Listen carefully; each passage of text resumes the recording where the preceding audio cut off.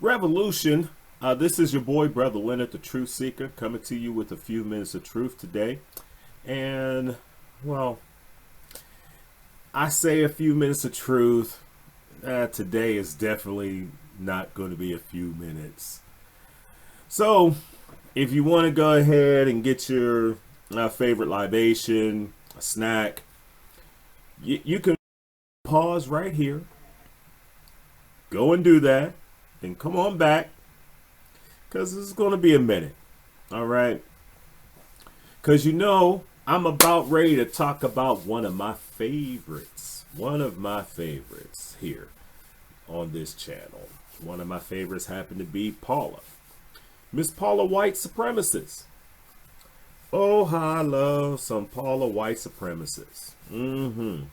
She always gives us something good. And right now, I had the news. I was waiting for something to happen, and it did.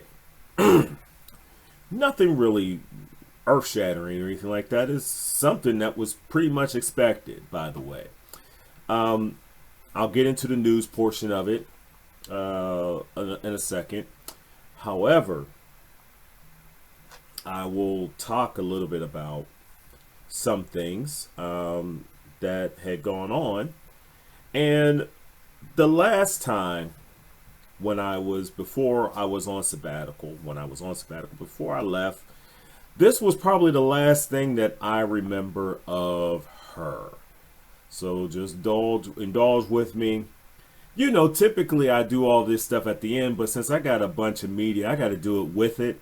So just bear with me. I'm trying to get this thing together, try to get this thing right so that when I actually start broadcasting again, we'll be okay. So yeah, check this out.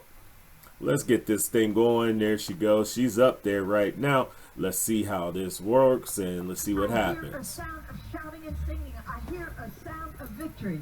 I hear a sound of an abundance of rain. I hear a sound of victory. I hear a sound of an abundance of rain. I hear a sound of victory. Damn, man, she can't even be on beat. The Lord says it is done. The Lord says it is done. For I hear victory, victory, victory, victory in the corridors of heaven. In the corridors of heaven, victory, victory, victory, victory, victory, victory, victory. Yo, who's that cat walking behind her? Angels are being dispatched right now. Who's that cat walking behind her? Oh boy. Oh boy. Look at him. I guess he's back there in tongues too, I guess. I don't know. Hilarious.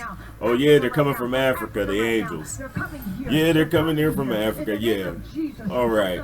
That's hilarious. They're coming here. They're coming here. They're coming here. From Africa, from South America, angelic forces, angelic reinforcement, angelic reinforcement, angelic reinforcement.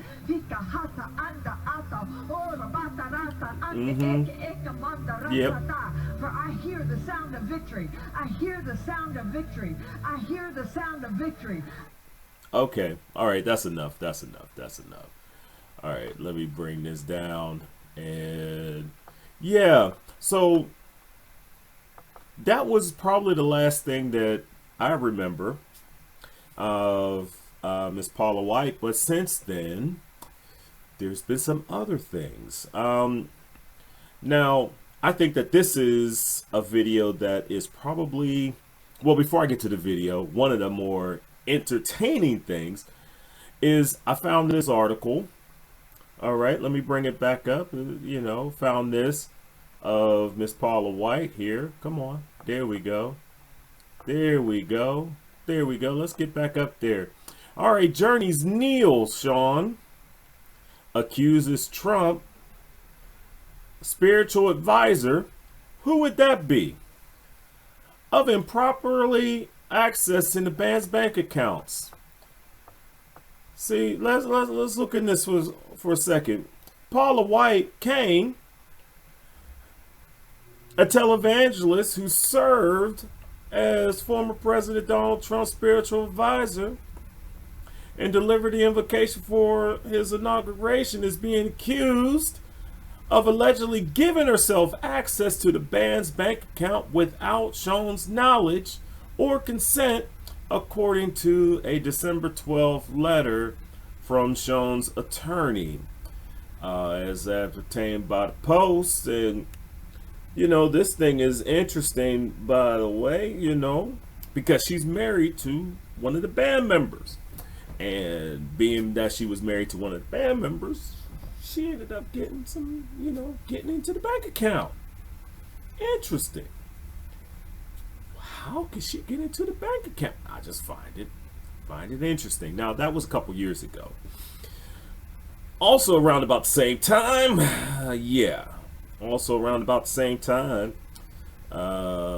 Miss Paula White decided to take to her pulpit again with a bunch of black folk in their church still. I don't understand why, but yeah, we'll deal with that in a minute, because that's the essence of the video, the real essence of the video. So yeah, let's deal with that. Let's listen to that. Found in my gender. It is not found in my culture. It is not found in my ethnicity. It is not found in KKK. It is not found in Antifa. And it is not found in Black Lives Matter. All which are anti-Christ. And even terrorist organizations. That's kind of harsh. Black Lives Matter, which came out of a movement about police brutality and police violence towards black people, is, I can't, but just for sake of argument, understand that it is maybe a terrorist organization. I can see how people may see a bunch of black people united, walking hand in hand, shoulder to shoulder, and yelling Black Lives Matter, or yelling something to the thing of, about the pigs or something, but mainly yelling and walking and marching and, shouting slogans. And, I can understand how that might be seen as a terrorist organization. I can also see how, how people who are not like us can look at a situation like this and be afraid. But Antichrist? Really? Antichrist. It's funny that she brought in all those other organizations in and all those other movements in at the same time to basically say that they're Antichrist as well. Meanwhile, see, I can't really get into that part of it. I can't, because that gets into this thing, because I believe that this one is Antichrist. Let's go ahead. You see this man. Yeah. Now, this one, this is the news. This is another part of the news portion of it. Last week, in one of those executive orders type things that he's been doing very, crazily, been doing a whole lot of those. But during the course of one of these executive orders, he made this office of faith, this faith office, or office of faith, or whatever. And I don't know what it means, but Miss Paula White Miss Paula White supremacist, is actually going to head up this office. So before she was some sort of part-time thing, but this thing looks like it's a full-time gig. So I think she's getting benefits as a federal employee. Meanwhile, the real federal employees are sitting up here, got issues right now. But go ahead, let's watch this. It's only 20 seconds. This week I'm also creating the White House Faith Office, led by Pastor Paula White, who is so amazing. We will protect Christians in our schools, in our military, in our government, in our workplaces, hospitals, and in our public squares.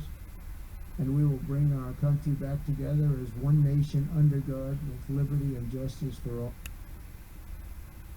All right. Now, see, this is what we have here. We have a situation where Pastor Paula White, supremacist, is out here in faith office because Christians in this nation are under attack. They're really under attack. Really? Okay.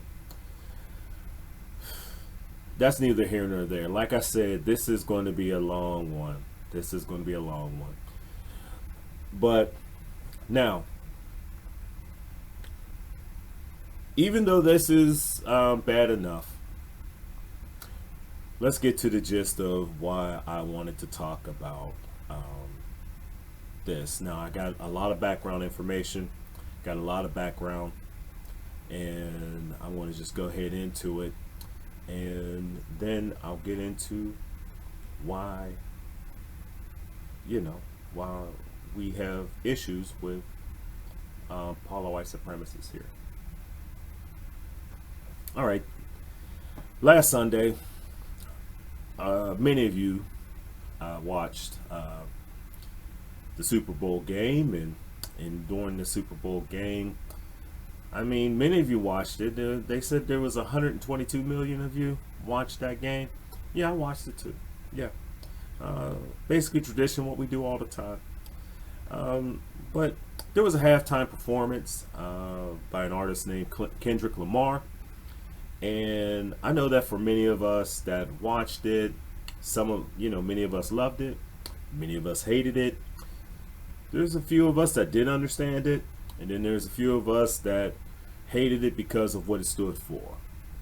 Okay, that's not what I'm looking to talk about. I'm looking to deal with the fact that during the course of that performance, he performed a song. And the song is entitled Not Like Us.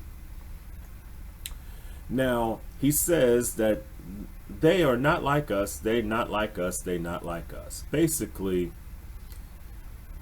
if you know the history behind the song was actually a diss track against another artist named Drake. And many of you are familiar with this ongoing beef or dispute within the rap community. And the reason why Kendrick says that they are not like us, or they not like us, is because Drake represents a situation where people came into hip hop, and they will take the best of hip hop, make it for their own, but then will, at the end of the day, not represent the entire culture, but will sit back there, and once they get comfy, go back to where they came from. And and their music is devoid of struggle because they had no struggle. Their music is devoid of a lot of things, but they basically are, we what people in the hip hop community call them as culture vultures. And that's what he was dealing with, and that's what Kendrick Lamar, and how 133 million people watched to see if he would do the song.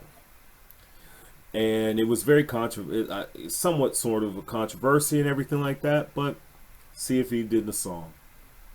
All right. But that brings me to another point, and it reminded me of another situation that's kind of local for me. Sometime in the 70s,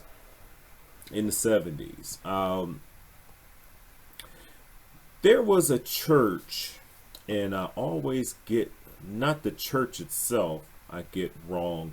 I get the name of the people wrong sometimes. So while I'm sitting up here talking to you about it, I'm going to look up the names to make sure that that I say it right. And because I've brought this stuff up. Okay. All right. So in the 70s, here in the city of Pittsburgh, there was a church that got real popular. And it was founded by Brother Dan and Sister Ann. Charismatic, had a lot of so-called soul to them, and they started a church in a poor section of the city on the north side. And as they began to grow, they got into a facility which was an old bus barn, converted it into a church. They later then sold it to another church, a Kojic church. But prior to that, they built up this congregation, and with all this build up a congregation, they took the money that they got from this congregation and they went out and built a huge, for the time, a huge sanctuary in the suburbs. That huge sanctuary would be known as the Greater Pittsburgh Revival Center.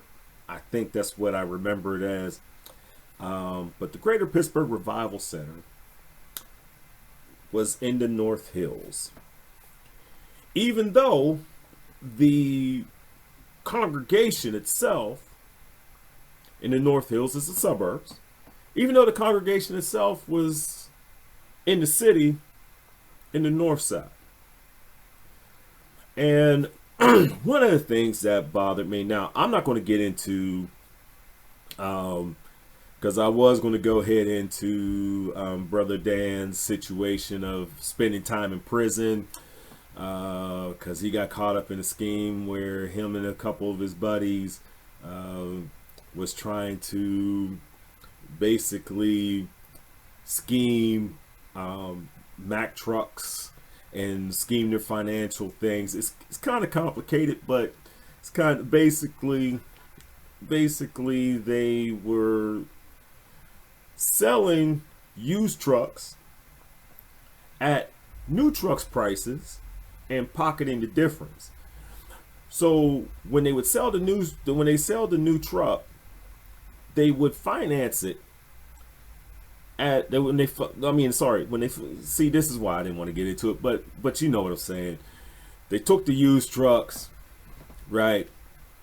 And when they would sell the trucks, they would sell it for whatever they were selling it for, but then they would bill the financer as if it was a new truck, and then they would pocket the difference. But so, yeah, he went to jail for that. I mean, went to prison for that, but neither here nor there. And because it wasn't necessary, I wasn't around at that time. I was probably about 7-8 years old. This was 84, 85 or something like that. So I'm about 7, 8, maybe 9, 85. I'm 10 years old. So I really didn't care too much about that, but it happened.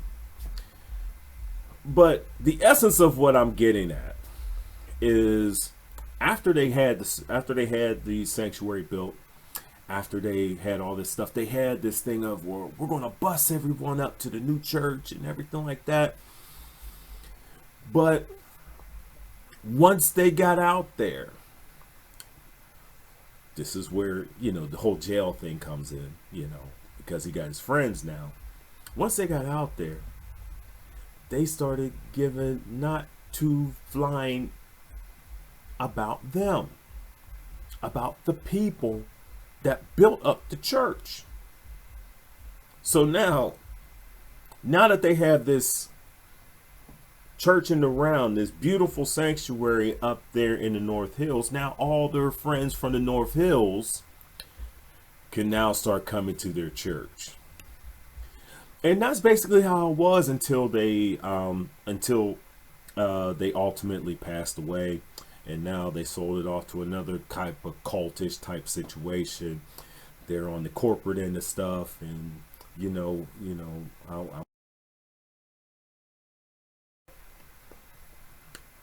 we have this situation here where you take and exploit poor black people.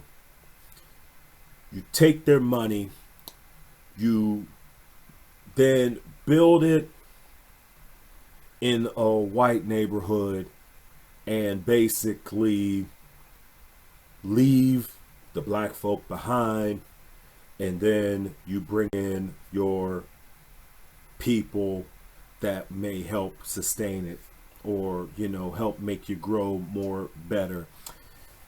This is a pattern that has taken place in churches all across this country, and I find it appalling. Yeah, this is what is currently happening with Paula White supremacists. She's basically built her, and she's not the only one. There are preachers that are, and I'll just to name a few, but I remember Rob Parsley when I was in college. I'll tell you how my life was, and I was a big fan of Rob Parsley. He's one of these swagger jackers as well, and so they basically preach like black people. They will sit up there, hoop and holler, and do all the all the rigmarole and stuff. Have the worship center, the worship similar to what black folk will have. They'll be shouting, they'll be dancing, they'll be doing all the stuff, and get all black folk, take all their money, and then just leave wherever they were and go to where the where the white folk are, and then go ahead and be out that way. So this is where we are with her. This is where we are with a bunch of them. Like I was saying, when I was in college, I was a big Rob Parsley fan. I don't know, not scared to admit it. I mean, I was such a big fan that on Saturdays I would go, because we didn't have when I was first in college, we didn't have our own televisions or cable or anything like that. We had to use the common areas. So I would get in front of a television at around about 5:30, 5:45 in hopes that whoever was watching the college football game, because typically where I was from, Penn State was the big deal. And then after the Penn State game, then you could probably watch anything that you wanted to watch at that point. Hopefully they had a 12 o'clock game. And then, because right after that, I would go and try to get the TV so I could have it, because I needed it for 2 hours. Okay. So I would get there hopefully about 5:45, before 6 o'clock, because at 6:05, mind you, at 6:05, I was turning on TBS because I was watching WCW Saturday night. Didn't matter. I was watching that. I'm a big wrestling fan, have always been a big wrestling fan. So at 6:05 Eastern, I was watching TBS. I had to see the Dusty Rhodes. Had to see the Nature Boy. Woo! Ric Flair. Had to see all that. Okay? But then, as soon as wrestling was over, I had to click it over to my local Christian television program, because at 7 o'clock, Rob Parsley's Breakthrough would come on. And I would sit there for the next hour, watch that, and then after that, then I would go ahead and do whatever I wanted to do. But I would be on fire because Rob Parsley was on, and they would be fiery preaching and all this other stuff, to the point that when I got out of school, I went ahead up to the church a few times. I was getting I got their Bible. I had a Breakthrough Bible, y'all. I had a prayer cloth, and he signed it. You couldn't tell me nothing. I had a Breakthrough Bible, y'all. So, yeah, did a lot of that stuff. So I can understand how I can understand how we as a culture can be manipulated and tricked into following after people who are, lack of a better word, not like us. And I don't mean this as a being something that's racist or racial or anything like that, because even though it is, there is some of that to it. But when you steal from someone's culture, because the culture is what makes us, and when you steal from that and exploit us through that, that's some kind of evil. That's real. That really is a different kind of evil. So this is what's going on here. You had or have a situation where Paula White, for years, one of the darlings of, black churches, black women, she sits up there with a church in Tampa, her and her then husband, Randy White, and they, very popular with, like I said, very popular, with black congregations. And then after the mysterious death of Zachary Timms, she takes over that church, and Randy's still at the Without Walls, and she takes over his predominantly black church, and basically runs it to the ground or whatever. And then you get, Without Walls is running to the ground. And then now you get to about 2016, and she finds basically her new train, and that is President Trump. So now she's hooked her wagon to Trump, and it seems to work out for her. But this is the problem. It's the same pattern, people. You have a preacher who, you have this preacher here. And this preacher sitting up here taking and exploiting you. Exploiting black folk. Okay? Exploiting black people. And then taking what their influence and then going through and dealing with, and now a lot of this stuff that we're going through, now she's the head of, the White House faith office with the agenda of Christian nationalism, which is basically an agenda that is against black people too. As much as y'all want to say, but no, they don't like us too much. I'm going to get into Christian nationalism on this page, trust me. It's a whole lot of it out here, and it's not that I haven't missed it. I've seen, folk, who's that cat I was dealing with a while ago? Oh, Greg Lott. Yeah, I've seen you. You're another one of those culture swagger jackers who think that they can actually preach, but you really can't. So yeah, you get the emotions and stuff like that. Yeah, I've seen you. Yeah, I've dealt with your stuff before. So yeah, we'll get into a lot of that stuff. But I just wanted to present to you that yes, I may call her Miss Paula White supremacist because that's what she's representing.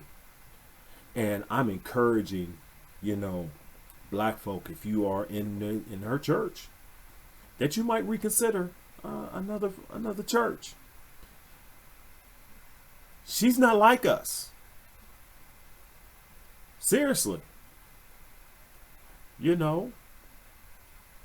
A minor. I'm just playing. But she's not like us. She really isn't. And I've gone on for about a half an hour. I told you this is going to be the long one. So I just wanted y'all to get this. Don't forget to like and subscribe. I know that this is crazy and this is the rant one. So yeah. Like and subscribe. Follow me on Facebook. Do all that good shit. So this has been Brother Leonard the Truth Seeker, reminding y'all that Paula White is not like us. Revolution.